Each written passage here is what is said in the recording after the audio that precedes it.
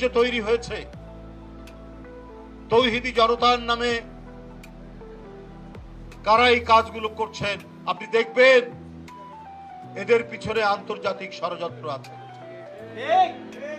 বাংলাদেশ যে একটি উদার নৈতিক দেশ, বাংলাদেশের যে বিভিন্ন ধর্মীয় সম্প্রদায় পাশাপাশি শান্তিপূর্ণভাবে বাস করে, এই দেশের পূজা মণ্ডপ পাহারা দেয় আলেম ওলামারা, সেই দেশে মাজার ভাঙা, মাজারে সেখানে লাশ পুড়িয়ে দেওয়ার মতো ঘটনা যেটা গোয়ালন্দে ঘটেছে, এটার আমি বাংলাদেশ জাতীয়তাবাদী দলের পক্ষ থেকে তীব্র নিন্দা জানাচ্ছি এবং প্রতিবাদ জানাচ্ছি। অবশ্যই এর পিছনে আন্তর্জাতিক কোনো ষড়যন্ত্র আছে। বিএনপির আমলে যেমন চক্রান্ত করেছিলেন হাসিনা অন্য অনেককে নিয়ে বাংলাদেশের ভাবমূর্তিকে কলঙ্কিত করার জন্য, এখন আবার সেই প্রচেষ্টা চলছে কিনা এটাই অন্তর্বর্তীকালীন সরকারকে সেটাকে প্রমাণ করতে হবে, দেখাতে হবে কারা এটার সাথে যুক্ত, কেন এই কথাগুলো বারবার আসছে। আবার কেন জানি মনে হচ্ছে ভেতর থেকে গভীর চক্রান্ত চলছে।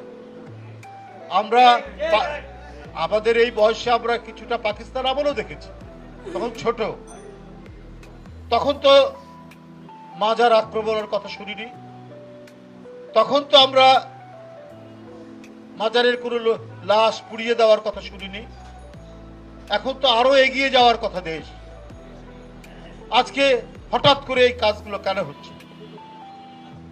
এটা শেখ হাসিনা করতেন, বিএনপি ক্ষমতায় থাকলে বিএনপি পাকিস্তানপন্থী দল, বিএনপি কি বলে ইসলামী জঙ্গিদেরকে প্রশ্রয় দিচ্ছে, এই অপতথ্য এবং অপপ্রচার করতেন। এই অপতথ্য অপপ্রচার করার পরেও উনি এটা কোনোভাবেই প্রমাণ করতে পারেননি যে ভাই আমাদের উপর বিপদ আসে, আমরা দেশেই থাকি, আমাদের নেত্রী দেশেই থাকে। মিথ্যা মামলায় 5-6 বছর তিনি নির্যাতনে কারাবন্দী অবস্থায় থাকেন। আমরা কোনো পন্থীর দল নই, আমরা বাংলাদেশ পন্থী দল, বাংলাদেশ জাতীয়তাবাদী দল। আর আপনারা কি পন্থী আপনারা নিজেরাই প্রমাণ করেছেন। 1981 সালে দেশে যখন ফিরলেন, জিয়াউর রহমান যখন আপনাকে ফেরার অনুমতি দিলেন, দেশে ফিরলেন, কোন দেশ থেকে আপনি এসেছিলেন?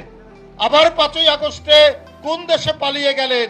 আপনাদের অধিকাংশ লোক কোন দেশে পালিয়ে গেছে? এটা জনগণ দেখেনি।